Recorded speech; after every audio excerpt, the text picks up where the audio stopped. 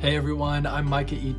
pastor of Teaching and Vision at the Sanctuary and author of 3 Strikes, You're Forgiven. And today we're considering the question, when I've failed, how do I move past it?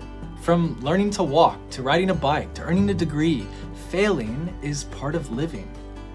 The choice before us is whether we will trust in a God who works through and in spite of our failure, or if we'll settle for the lie that our failure defines us. Failure is a catalytic reminder of our sinful nature, but it doesn't have to be the narrative that rules our lives. The problem is, many of us do all that we can to avoid acknowledging our starting point. I see 3 key motivators for why we avoid failure. The first is shame. Shame is a powerful motivator to avoid failure because shame is born out of our past, things we've done that contribute to an aura of shame within. Embracing failure often means encountering shame. But what we do next is up to us. We can hold on to it and become perpetually anxious individuals who avoid risk and faith-filled action, or we can be transformed by an encounter with Jesus, the great healer, who melts away our shame and embraces us in love, freeing us to become all we were meant to be. The second motivator is fear.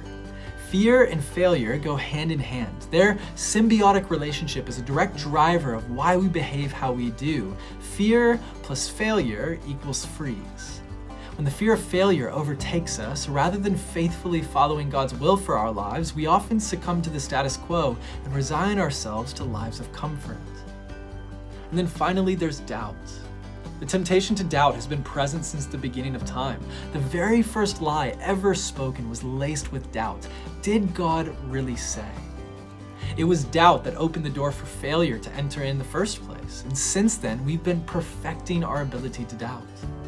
Often our doubt pushes us toward isolation. It can seem easier to make sense of a reality in which we are the sole framer and builder of it, rather than God himself.